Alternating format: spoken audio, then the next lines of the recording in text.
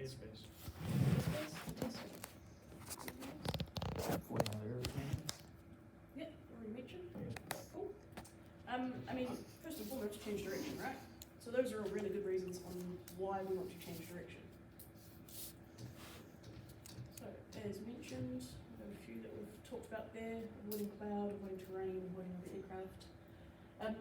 Two that we didn't know though: following a heading, so staying on a certain heading. Maybe think about, we haven't done too many heading things yet, but what about reference points? Keeping ourselves pointing towards a reference point. Allowing for passenger comfort in the process. So this is where you could do some anecdotal story time. Anyone taking a passenger for a flight who has really not enjoyed turns? Yeah.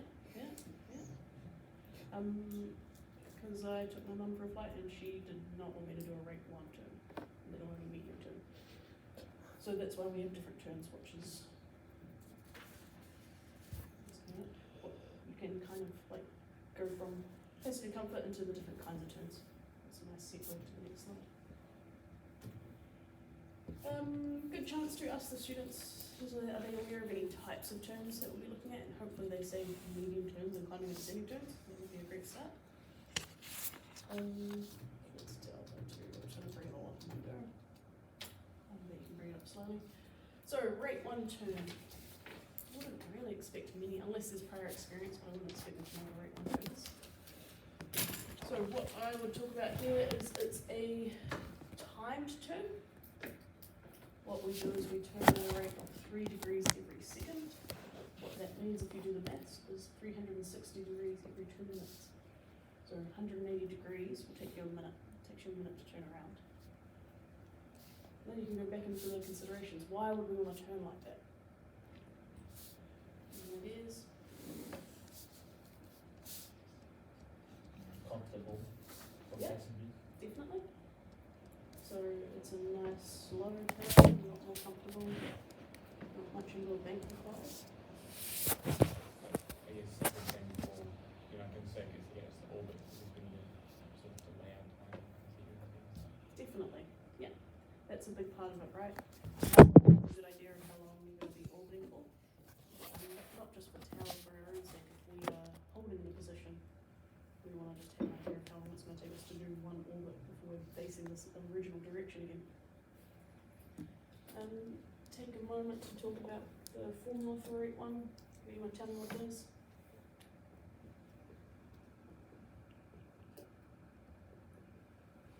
No? 10% plus 7 knots. Yeah. 10% of Your indicated airspeed. what's 7?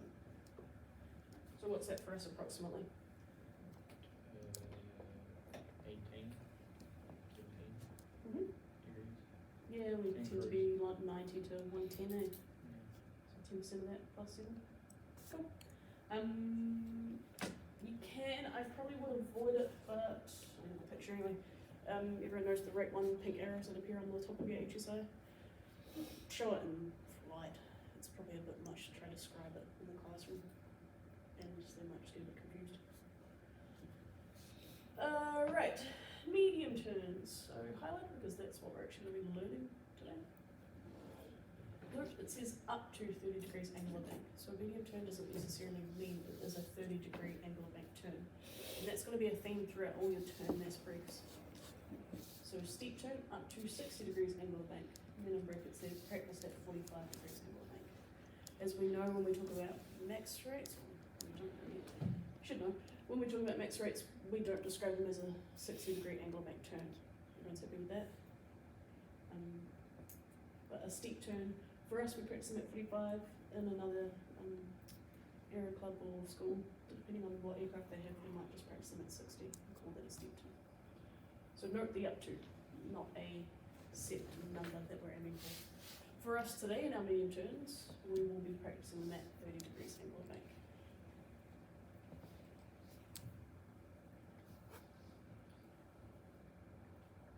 Alright. Segueing to the next slide is a bit awkward, it feels a bit clunky, but you can kind of just go, okay, so this is why we turn, these are the types of turns. Before we get into that, let's talk about how the aircraft's actually able to turn.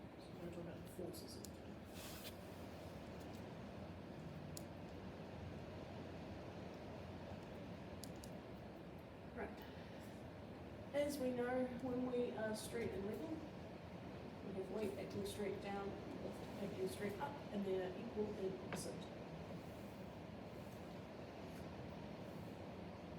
In order to turn, we need to create a turning force. So what we need to do is we need to tilt our lift vector, and that's what's happening when we bank the aircraft. And when we do that, we create a horizontal component of the lift. So this horizontal component of the lift, this bit here, so point it out to the student, use your clicker, use the laser, provides the turning force. So can be referred to as the turning force instead of the horizontal component of the lift, same thing. In doing this, that is just a component of the lift, so the other component that's going to equal that total lift is going to be our vertical component. Now the problem here is that our vertical component of lift is no longer equal to weight. So what we need to do is increase our lift to equal, so that our vertical component of lift equals our weight. Does anyone have any idea how we're going to increase that lift? Back pressure, just Cool. Back pressure, increasing back pressure does what? Increases angle of attack. So to increase lift, we need to increase our angle of attack by increasing our back pressure. Note that will also increase our horizontal component of lift, so increase our turning force as well. What happens to drag when we increase lift? Increases. Therefore, what's going to happen to our airspeed? Our airspeed increases. So just note that you will slow down a bit. At 30 degrees angle of bank, it's not going to be a big change in airspeed, but it will change in airspeed. As we delve into higher angle of bank turns, you will see that that decrease in airspeed becomes a bit more. Everyone have your compassion go through that slide. Any questions? These are just really breaking down into those parts. The slide works pretty well.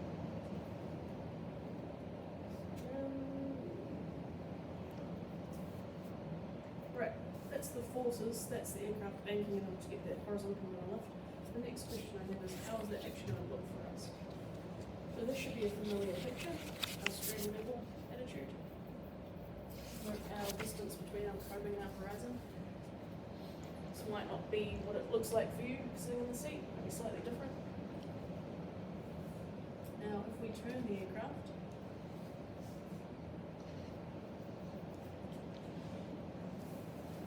this is our aircraft at 30 degrees angle of bank. So here's our medium turn and what it looks like. Note that red line. So we still have, although we don't have a straight attitude, we still have a level attitude. So that distance between the horizon and that same point on the combing or dash is the same.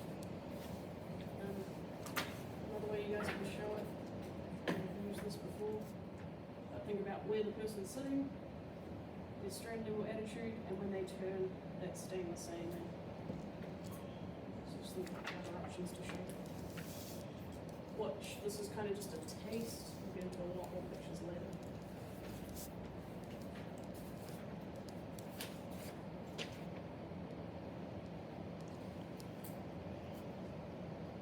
So you really want to emphasize here that level attitude. It's still a level attitude. You can talk about where the horizon is cutting through the dash, but I want your main focus to be pointing out this part. So that where the horizon is cutting the dash is kind of like an extra little helpful, but not the main. You want to encourage them to be looking out as they roll into a turn and seeing that point, this point in particular, staying in the same spot straight ahead of the map.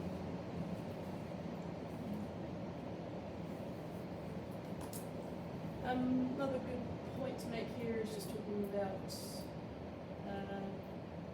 projecting the horizon. As we know, we've done a couple of flights hopefully around STA, NTA, and we've seen plenty of terrain around making these turns. They're going to have to project the horizon at least a little bit throughout the turns. can be really nice to have a dip copy as a point, and then make a right turn, and then make a left turn, and just do 180 so that you've got the horizon perfectly on one side, but that's not the way you gotta introduce them to bring the horizons eventually, right?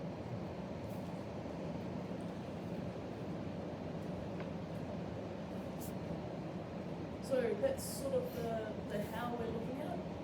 We'll get more into how we actually do the turn later. First, we're going to just talk about some other effects of turning. So first one I want to talk about is adverse yaw. So definitely get a model for this and just break it down into its components. So when we turn, the outgoing wing is going to have an increased camber and increased angle of attack. Alright, everyone happy with that? You might have to describe the aileron movement to the student so they can understand the camber increase. That's probably about it. And I guess angle attack, sorry. So that outgoing wing, in this picture the aircraft is rolling to the left, is going to have increased lift and increased drag. The downgoing wing is going to have decreased camber and angle of attack, therefore it's going to have a decreased lift and drag. So what we're seeing there is a difference in the amount of drag and lift being produced. We don't need to put a number on it, we're just saying relatively. The downgoing wing has less than the other. Therefore, what we're going to see is the aircraft's going to yaw out of the direction of the turn. So remember that aircraft is rolling to the left, and we're going to see a yaw to the right. Cool. How we account for that is we use rudder. So we always use rudder in the direction of our turn to account for any adverse yaw happening. Cool. Now you can talk about differential ailerons, freeze ailerons, and talk about those components. As long as you're focusing on rudder is how we fix it, that's fine. But you may as well start diving into those. So do you guys want me to talk about those, or are we happy with how those work? Differential ailerons, freeze ailerons. Anyone want me to talk about it? No? Cool. You guys covered those in Paul, right? Yep. Cool. Okay, so we talked about adverse yaw. What is it? How do we prevent it? Which is always going to be rudder. Those other things are just features to help reduce it. Happy with that? Next thing I want to talk about is the overbanking tendency. So, when an aircraft turns, as we can see by this diagram, the outer wing, so that green line, is travelling a further distance than the inner wing, the blue line. Therefore, in order for the aircraft to get to that position, the outer wing needs to travel faster. Now, as we learnt from our FX controls lesson, what happens to the lift when the airspeed's increased? Increases Cool. So what does that mean for the outer wing relative to the inner wing? What's its lift going to be like? more. Now, students should know this. It was just revising stuff, but you might have to lead them to the answer like that, right? Showing that green one moving faster, and then this picture is just going to show that increase in lift on the outer. What does this mean? This means that your outer wing is going to try to keep rolling the aircraft. So the aircraft is going to try to continue to bank in that direction of turn. So we need to make sure we're preventing that by just holding off on the aileron.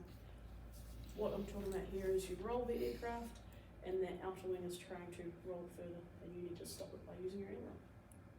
You might find that you're rolling in with your control and then you're just having to correct a little bit of the opposite direction. Won't be much. Alright, let's have a look at a little bit of helpful climbing and descending turns before we get into the how-to for both. So climbing turns, this diagram could be a little bit confusing when we first look at it.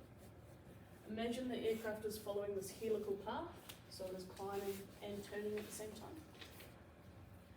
What we can see here is this bottom line represents the distance travelled, so think horizontally, and its other axis is the altitude gained, so how much it's climbing. So the outer wing, as we know, is going to travel a further distance. So that's why it's over here, head to the enemy. And what that means, why it's showing the chord line, is that that outer wing is going to have a larger angle of attack in order to make that turn. Everyone happy with that diagram? It can be quite confusing. The other thing you can do for the students is just actually show the aircraft climbing and turning and what that means for the chord lines.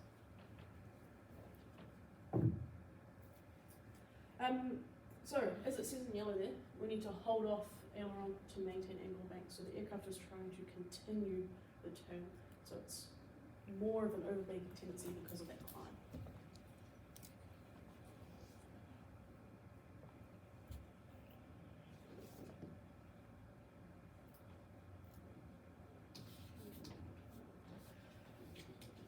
Right, with climbing turns,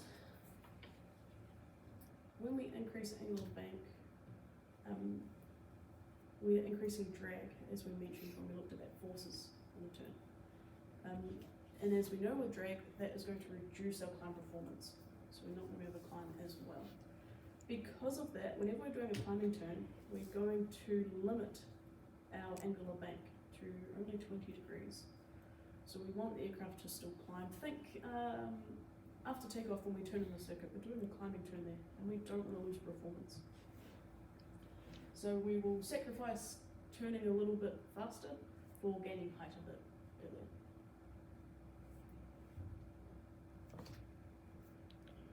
Right, descending turns, very similar diagram, just reversed. As you can see, it's still got distance traveled, but this time it's altitude lost. So this time, as we can see, our outer wing is going to have a smaller angle of attack. So what do you think that means for a descending turn? Cancels out. Yeah. Cancels out, or it could even have a underbanking tendency. So you might feel like you have to roll in a lot more and hold the aileron in a lot more and keep it. You might find that the aircraft's trying to roll out of the turn this time, and you're having to hold it. So as it says in the yellow again, holding aileron into the turn to maintain bank angle. Now from my experience in the DA40, this doesn't necessarily happen, it doesn't have an underbanking tendency. So what I usually say in regards to DA40s is it's just a reduced overbanking tendency. As you said, yeah, it's not as much, right? Kind of cancels it out. It's going to depend on the aircraft. In regards to just talking about POV, it's an underbanking tendency. But once you're talking about the actual aircraft and flying it, so you describe that sort of stuff in flight. But in the brief, just stick to the basics of what it actually is. Because you might have a student that goes and practices this and comes back and goes, oh, it wasn't really an underbanking tendency. Cool. Anyway, on to aircraft management. So with us maneuvering the aircraft, as always, just making sure we're doing smooth control inputs. Another big thing to look out for is instrument lag. What is a really common fault for starting to learn turns is that you're going to stare at your instruments. You're going to think, okay, I need to maintain level, I need to maintain this altitude. You're going to be thinking angle of bank, you're going to be thinking balance, you're going to be thinking maybe even speed, and you're going to want to stare at those instruments. As we mentioned, however, it's all about those pictures, and we'll look at that in more depth soon, about where that aircraft looks like it is. If we can fly the aircraft just by looking outside, then it's going to be 10 times easier for us compared to staring at those instruments. Because, as it says there, they lag.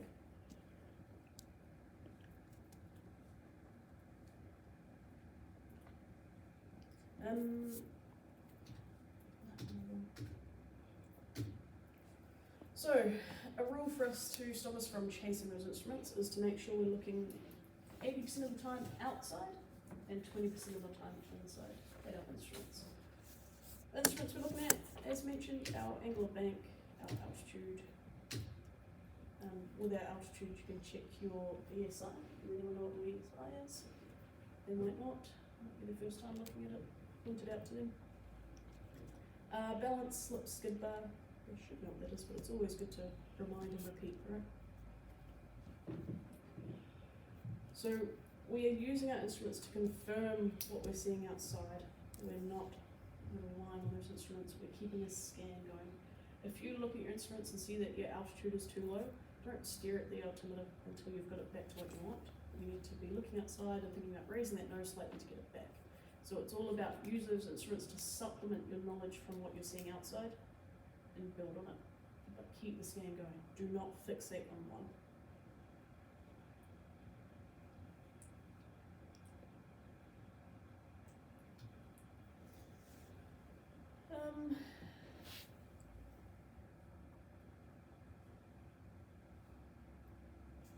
So, human factors, airmanship, motion sickness, they're pretty tame turns, but yeah, if you're feeling sick at all, let me know and we will fly straight level for it. Get some air on you and make sure you keep looking outside. Big reason for feeling motion sickness is you're either looking down at the ground or inside, not really where you should be looking anymore. Also avoid sudden head movements. It seems like you're being in the aircraft before, but don't throw your head around, right? Really important for airmanship that we're always looking out. So any time we're going to be doing a turn, we're going to be looking out before we do the turn, not looking out while we're doing the turn. So if I want to turn to the left, I'm going to be looking over my right shoulder first and scanning all the way over my left shoulder. I want to see nice, obvious turns today. And whether you're doing a smooth, slow scan or you're doing segments, as discussed in one of our previous Miss briefs. So looking before the turn, while we're turning, we're going to continue to look in the direction of the turn. Think about where you're going to end up, not just straight ahead of you. What kind of things would you want to be thinking in regards to situational awareness? Anyone? Traffic. Yep, other traffic around you, definitely. Where that other aircraft is. Anything else? What's around you, like terrain and cloud and things? Mm-hmm. Yeah, so other obstacles. Yes, airspace as well. Definitely airspace.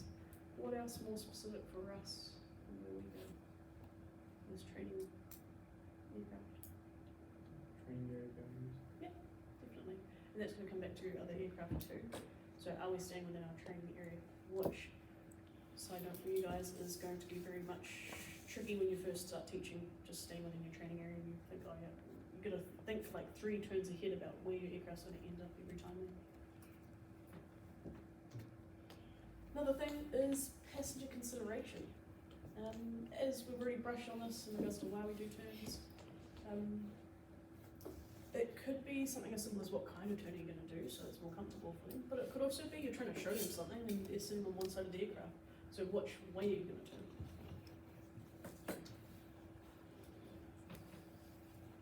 Whenever we're practicing turns, it should be clear about what direction we're going to make the turn in. I want to know which way you're turning because I want to do a look at as well, and I want to look out correctly. If I do a right to left and then you turn to the right, I'm going to be a bit like, oh, and look back over my right shoulder. Is there a feature we're turning over? It could be, as we discussed with our training areas, right? We're coming up to Shannon, so we need to turn around, something like that.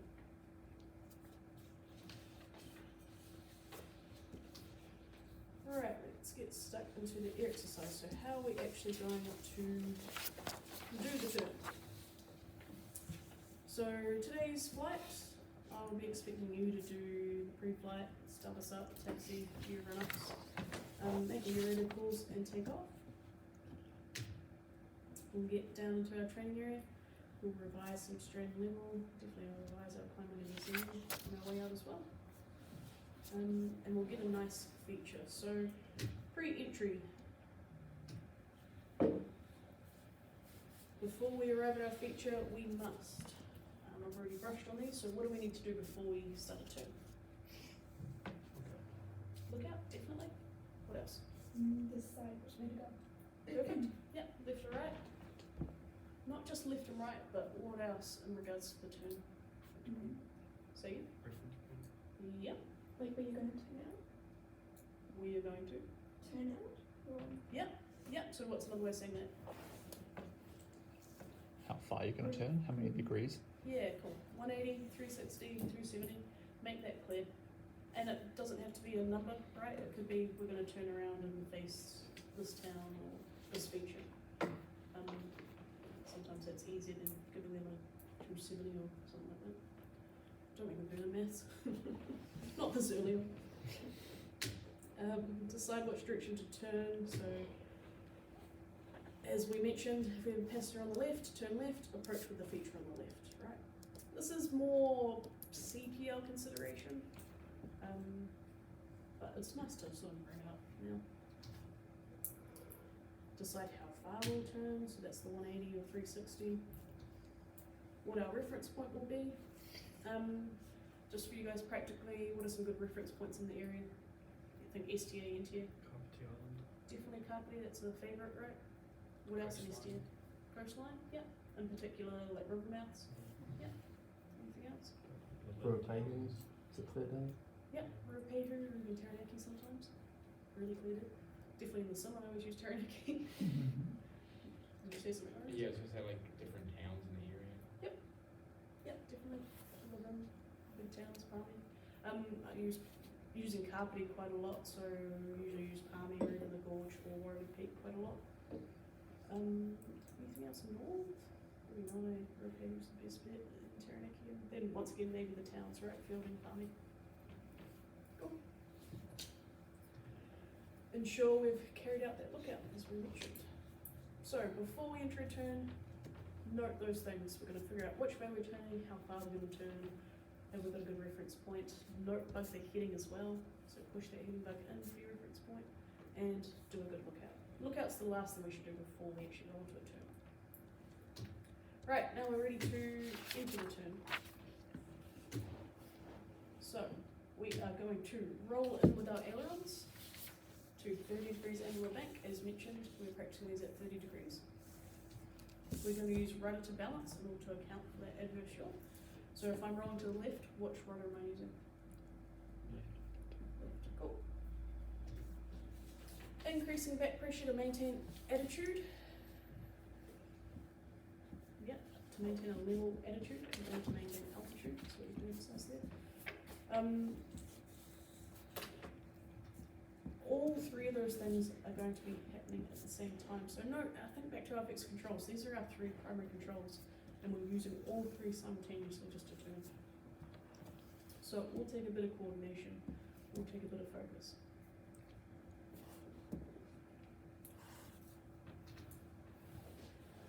Then, once we've done that, we should be able to see this image outside. So we've got that 30 degrees. We're holding that level attitude. We're not straight level, just level. So the nose isn't rising or lowering, it's staying at that same point. Note where that horizon is cutting your camera. Now I want to show you a right turn and look how different that looks.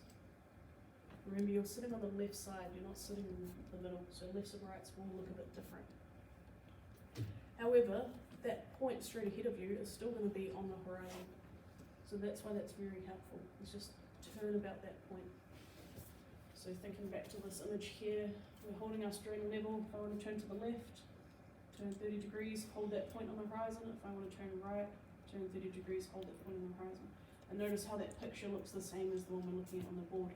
We've got land all the way around, and if we turn to the left, the horizon cuts through that camera, but it doesn't to the right.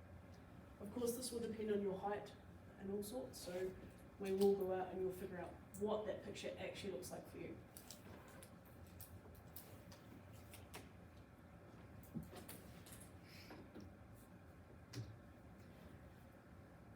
So remember talking about projecting that horizon? You just have to come up with that imaginary line, eh? The imagery all stays the same. It's just a bit trickier. You might scan a little bit faster on your instrument, still looking outside 80% of the time, but just changing between the two a bit faster. And here's a lot of terrain. So can someone, I won't make you actually do it, but maybe get a student to come up and or give them the laser pointer and get them to the point where they think the horizon is. You just ask the class collectively, if you're one-on-one with the students, maybe make them point at it. But but it's quite low here and it's quite high terrain.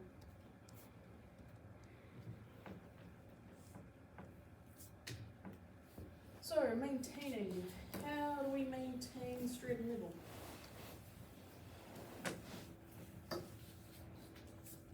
Anyone? The scan socket, Yep, what's that? look at attitude and strength. So we are going to do the same thing for a turn. We're going to look out in the direction of our turn, maintain the correct level attitude, and we're going to scan our instruments, confirm that they are what we're seeing outside.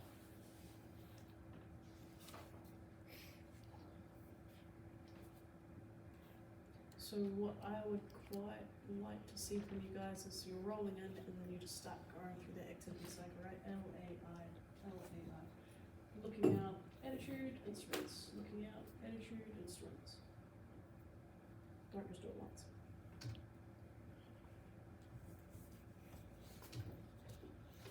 So 80% and 20%. What instruments are we looking at again?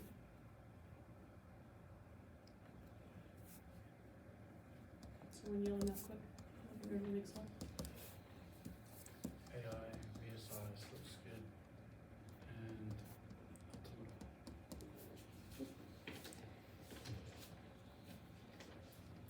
Right, we've maintained, now we want to exit the turn. So we want to anticipate rolling out by half our angle of bank. What that means is if we are rolling at 30 degrees angle of bank, when we are coming up to about 15 degrees off from our reference point, so this is thinking your HSI or compass, 15 degrees, that's when we start the rollout. This is a little bit tricky for some people if your mind's not maths orientated or if you don't really want to scan your HSI that closely. So what I'd recommend is just sort of look out for your reference point, make sure that's a really good reference point, and as you're approaching it, you're starting to roll out. The goal being, of course, to roll out in that reference point. Yeah, some students will catch on to that half angle of bank quite fast. I find most just prefer to eyeball it. But it's a good guide if some people need an exact number. So, we're going to exit the same way we entered. We are going to roll our wings level, balance with rudder, and decrease back pressure.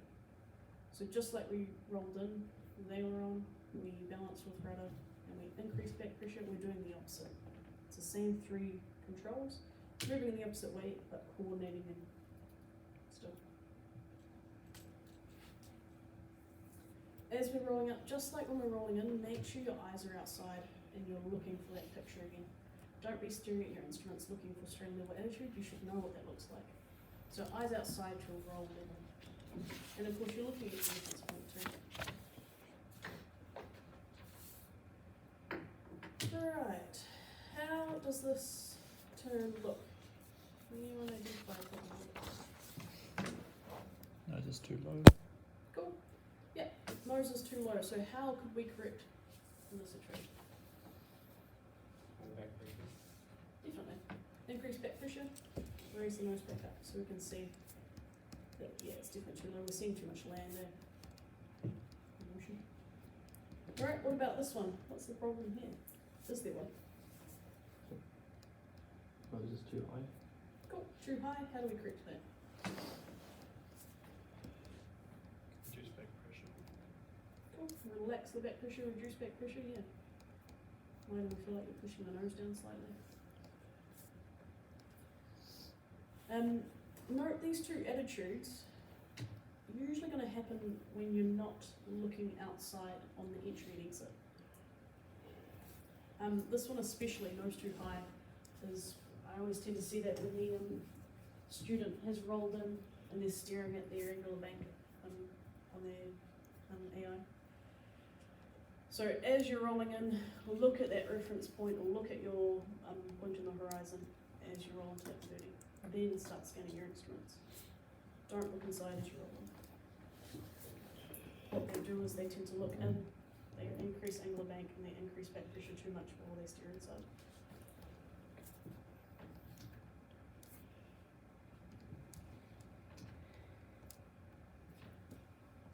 though we don't have the best horizon there, we can see that that's the correct attitude, right? Unfortunately, that just comes up with the answer. It'd be good if it just came up with the problem again. And what's wrong with this picture?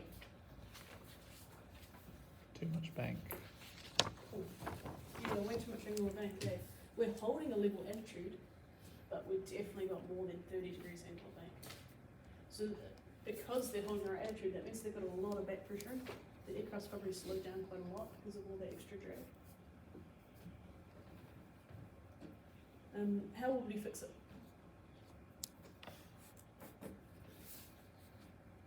Reduce angle of bank, probably have to reduce back pressure a little bit as well. Definitely. Reducing the angle of bank and relaxing that back pressure as we do it. So coordinating those two things in. How do you think the person got into the situation if they're trying to do a medium turn?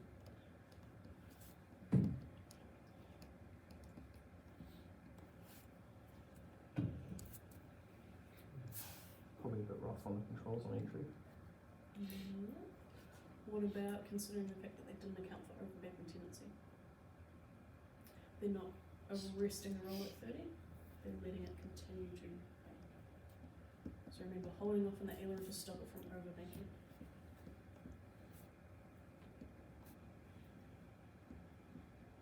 Right. So, to enter a medium turn, we're coordinating our aileron, balancing with rudder, and increasing back pressure with our elevator.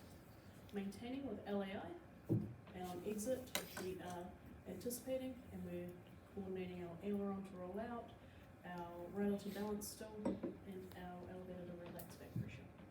That's it. Remember those 9 items, and that's how you do the turn. So let's look at climbing and descending turns.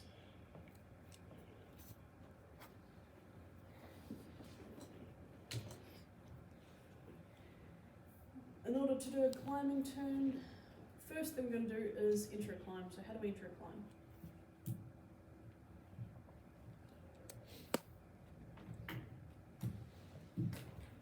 Someone? Pick a reference point. Fantastic. We'll pick a reference point. Then what? Do you look out? And we'll do a lookout. And then Pad. pad. So yeah, it's just all revision at that point, right?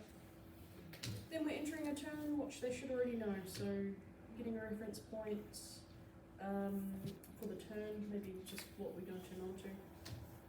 Do a good lookout in the direction of the turn, as well as above. And rolling in, this is where a good time to ask them how much angle bank are we rolling into that climbing turn.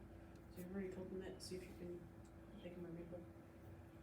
So it's a bit sort of backwards and forwards in this brief. We're doing medium turn stuff, climbing and descending turns, and then we're doing medium turns and climbing and descending turns.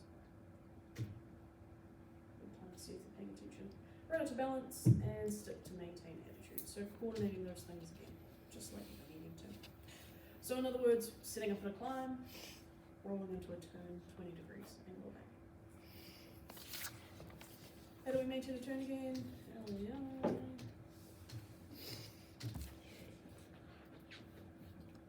I don't think there's anything really different to talk about there.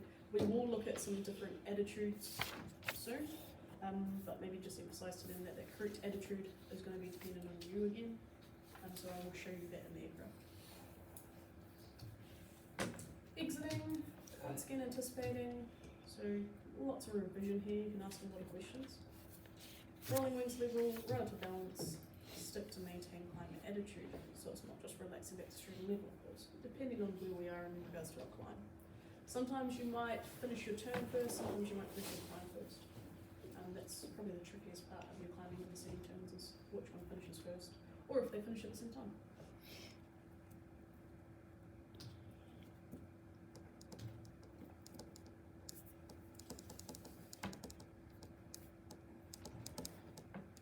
So here is our attitude for our best rate of climb. We're in our approximate attitude, nose on the horizon in. 80 knots, we've got full power, we've got IFN. And then we roll into a turn. Actually, take a bit more time there. So, yep, we're happy with that attitude. We're maintaining our climb, but we're maintaining straight flight, not level flight. And then if we make a left turn, you can see it's similar to that medium turn attitude, just a much higher nose. So this is for the straighter climb, so that's the 80 knots and 20 degrees angle bank. Could be a good time to just recap. Why do we want 20 degrees angle bank again? Just think about the questions we're asking this week.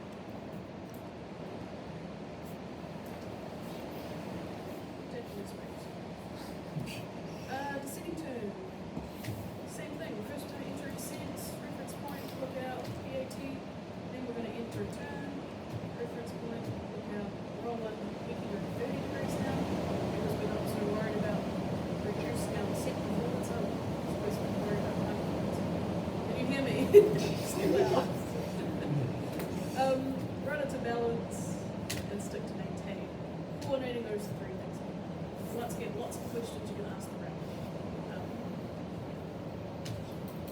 Maintaining, ask the same things again. Out attitude instruments. You can even ask them in tritrictor. Why is it only 30 degrees angle bank on this time? Why are we not worried? If you hadn't asked the previous question. Exiting, very similar. Considering up to full turn is complete. And you can link both of those points, so the exiting for the climbing turn and instinct for the descending turn, you can link it back to the circuit, which is really helpful, right? Think about the circuit and where we are, no, they haven't got into circuits, but you can compare it to that. Where approximately are we living within the circuit? It's usually around that corner up to the downward day. And we're usually having to level off. Like I said, it depends, but it can change quite a bit when we are going to do the push. So attitudes again, power descent 80 knots. So definitely a bit lower nose this time. And now it looks like if we're descending and turning. So lower nose attitude, medium turn. It doesn't look that different from just the medium turn attitude, eh? Because as we know, our power descent attitude is very similar to our certain level attitude, just slightly lower. And that's it. So lots of questions you can ask in that last bit because it's so repetitive. So I just said go for it, just lots of questions. Then you don't feel like you're just standing there repeating yourself over and over again. And getting them involved. They might start to feel like they're repeating themselves with their answers. Is that the same for when we do this back? Yeah, if we got solos, treat us like students. So definitely ask us all the questions you would have if I was a student. Yeah. Don't feel like you have to just teach everything. It's much better if you're getting, if you're teaching all of you, getting you all involved, and if you're teaching me or Matt, getting us involved and just asking us questions. We're not going to sit there and go, we might play dumb and give you the wrong answer, definitely. But we're not going to get grumpy if you ask us questions. So that took me 47 minutes. So yeah, I think 45 to an hour is probably a good range. Depending on your group you got.